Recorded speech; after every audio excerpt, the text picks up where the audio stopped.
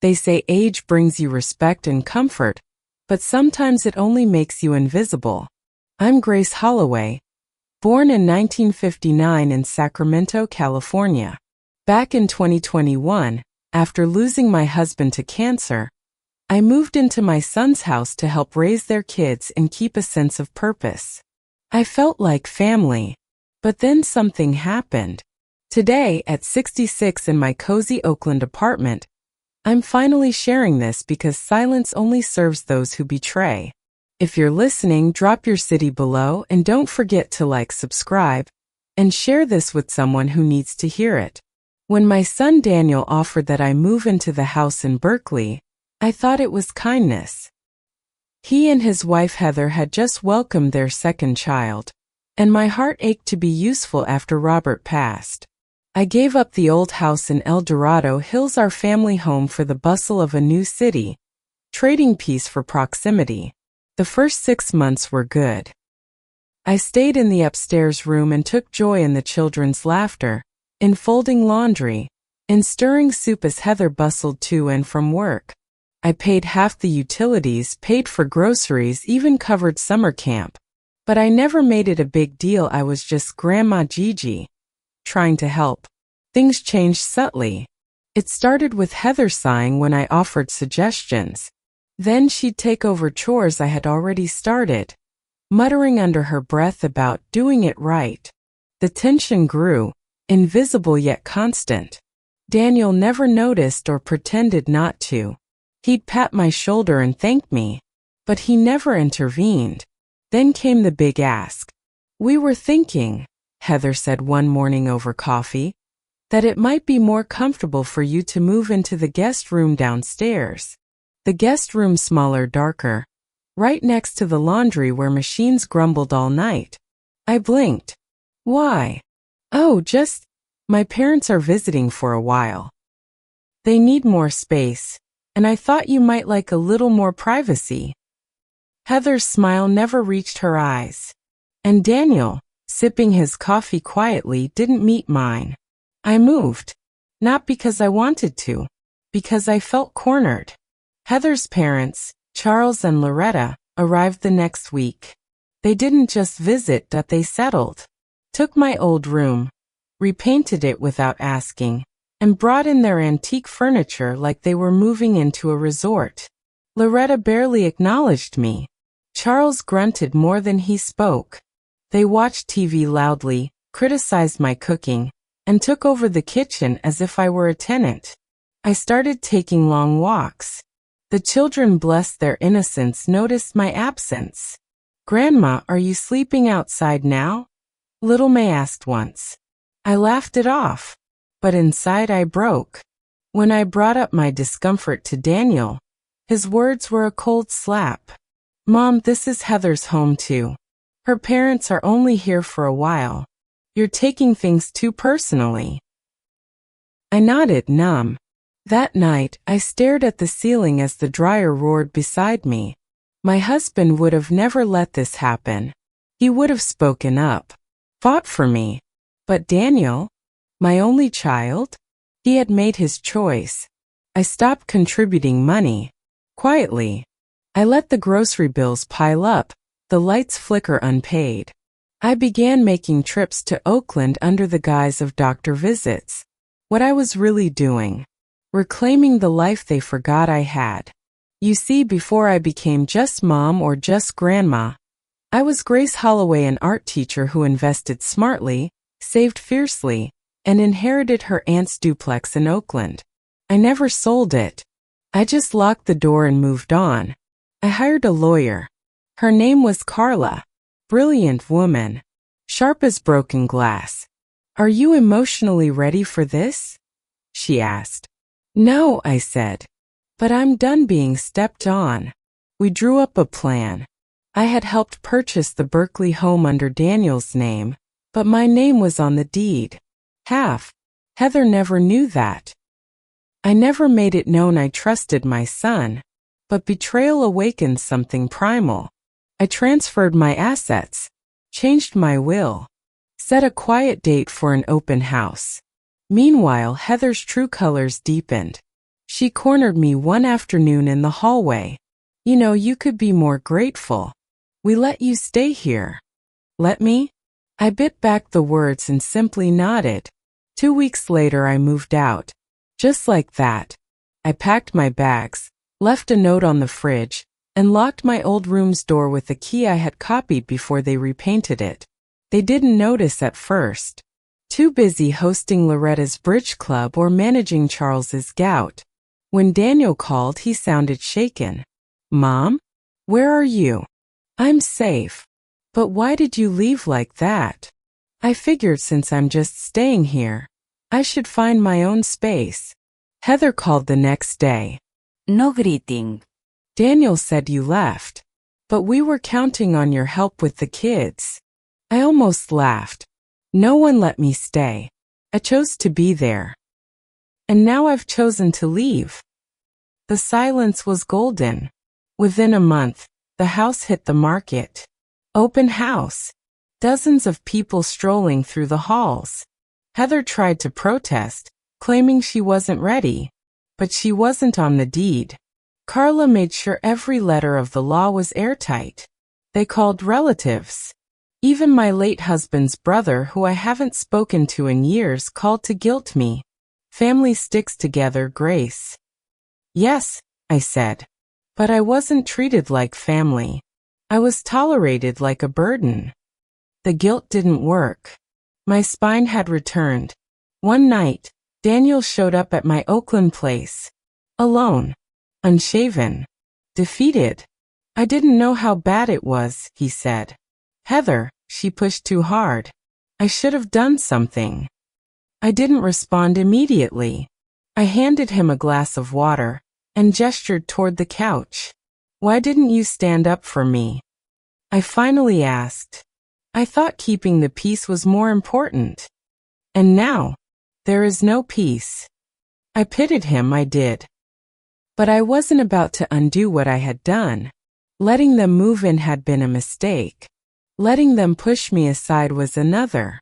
But selling the house? That was redemption. Eviction notices were served. Carla handled it all. Heather screamed. Daniel pleaded. Loretta slammed a door so hard it cracked the frame. Too bad. The sale closed within 90 days. A young couple bought it. Newlyweds. The irony wasn't lost on me. On moving day, I arrived in a blue dress and new heels. Loretta looked ready to combust. Heather cornered me one final time, eyes blazing. You're heartless. You just destroyed your own family. I looked her dead in the eye. No. I just stopped letting you destroy me. Today I travel. Paris in the spring. Mexico in the winter. My paintings hang in 3 small galleries in Oakland. I volunteer twice a week at a shelter for women in financial distress. My late husband would have been proud. Daniel and I talk sometimes. I keep it brief. Civil. But the deep trust? It's gone. Maybe it'll come back in time. Maybe not. I've rewritten my will. Everything goes into a trust supporting women who are cornered like I was, silent and shrinking in their own homes. The rest? To the grandchildren. Not their parents. I reclaimed more than property. I reclaimed my dignity. My name. My voice. If this story finds you in a small room beside a noisy dryer, in a house where your smile feels like intrusion, listen to me. You are not invisible. You are not powerless. Stand up, even if your voice shakes. Because one day, you'll be standing tall in a blue dress, watching the people who tried to erase you pack their boxes. I didn't watch them drive away. I didn't need to. Heather's father Charles yelled something about no respect for elders, which almost made me laugh. Loretta slammed the car door so hard it echoed down the street. And Heather, she stood frozen on the porch, staring at the lock one last time before Daniel nudged her forward. I waited until the moving truck turned the corner before stepping out from behind the blinds. That night, I poured myself a glass of wine and stood on the balcony of my Oakland duplex, the cool air brushing my cheeks like freedom itself. My apartment smelled of eucalyptus and lavender, not stress and burnt toast. I was finally alone, but I wasn't lonely. And yet, silence isn't always peace. The calls didn't stop. First came Daniel, still trying to patch things up. "Mom, you made your point.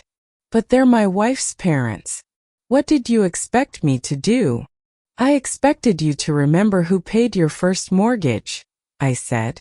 "Who held your hand when you didn't get into Stanford. Who paid your tuition anyway. I expected you to remember I'm your mother, not a stray cat your wife can shuffle to the basement." He hung up. A week later, my niece called from San Jose. "Auntie, I don't want to take sides, but did you really evict them? Eviction is what you do to strangers." I asked strangers to leave my home. See the difference? After that, I blocked half the contacts in my phone. It was the only way to breathe. Carla, my lawyer, advised me to keep all communication polite and in writing. So I sent Daniel an email. "Dear Daniel, I still love you. That will never change. But I will no longer fund, enable, or emotionally endure Heather's manipulations. You are a grown man. I trust you to manage your household as you see fit. But I will no longer be a part of it. Love, Mom." Weeks passed. Then months. I leaned into my painting again, something I hadn't done since Robert's diagnosis. There was something therapeutic about dipping brushes in bold reds and deep blues, reclaiming beauty on my own terms. One day, while exhibiting at a community art fair, I was approached by a woman named Felicia. She'd been at the open house months ago, not as a buyer, but as a paralegal helping another client who was trying to understand co-ownership laws. "I recognized your name," she said, "and your story. You inspired me." We talked for hours. It turned out, Felicia had been supporting her unemployed brother and his toxic girlfriend for 3 years in her late father's home. She had quietly started filing paperwork to reclaim the property. She called my story the blueprint. Something in me shifted. Maybe I hadn't just escaped, maybe I was paving a way. So I started sharing more, speaking at local women's groups, writing short essays.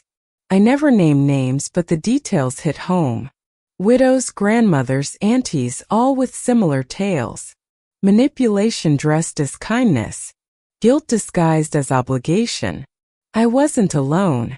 I was part of an unspoken sisterhood. I set up a small scholarship fund for women over 50 going back to school. Nothing big, just enough to help someone find their next chapter. Then came the trust. My lawyer and I worked for weeks on the terms. If Daniel wanted to inherit a cent, he'd have to attend therapy for a full year, volunteer 100 hours in senior care, and pass a financial literacy course. Harsh. Maybe. But necessary. Otherwise, everything would go to women's shelters, elder care foundations, and of course my grandkids directly once they turned 25. One chilly October afternoon, as I watered my balcony plants, I got a surprise visitor. May, my granddaughter, now 9. She ran up the stairs like a whirlwind and wrapped her arms around me. "Grandma, Mommy said I can't visit, but Daddy drove me here anyway." Daniel stood behind her, looking thinner, quieter. "I just wanted her to see you," he said. "She's missed you." I knelt and kissed May's forehead. "I missed you more than peanut butter, Mrs. Jelly." We spent the afternoon painting seashells and drinking lemonade. I could see the weight in Daniel's eyes. He stayed silent most of the time, just watching. When it was time to go, he pulled me aside. "She's struggling without you," he whispered. "Heather's been different. The house doesn't feel like home anymore." I looked him dead in the eye. "You had a mother. You chose a side. Now you're living with the consequences." His lips parted like he wanted to speak, but then he closed them again, just nodded, and walked away. I didn't cry. Not this time, because I had already cried enough to drown in. Now I just breathe. The Christmas after that, I hosted a dinner, not a big one, just a few close friends from the community center, Felicia, and 2 women from the shelter I volunteered at. We laughed, shared stories, and filled my living room with life. I used the fine china, yes. The set Heather said was too outdated for guests. After dessert, one of the women, Martha, said something that made me pause. You don't just give people food or money, she said. You give them permission to say enough. That's rare. Permission. That word lingered.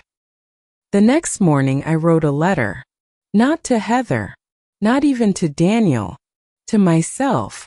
Dear Grace, you did not deserve to be treated like a burden. You did not deserve to be moved like furniture. You deserved love, gratitude, and protection. You chose yourself, and that's the bravest thing you've ever done. I framed it, hung it right above the kitchen window, where the light hits it every morning. It's been 2 years since I walked out of that house, and I haven't looked back once with regret. I look back only to remind myself how far I've come. Daniel and I speak once every few months. May sends me cards with crayon hearts. And as for Heather, I haven't heard her voice since the eviction notice. I plan to keep it that way. My days are filled with art, laughter, peace, and purpose. I hold painting classes for senior women every Saturday. Some come just to cry and hold the brush. Others, like me, come to feel whole again. You see, there's power in choosing yourself.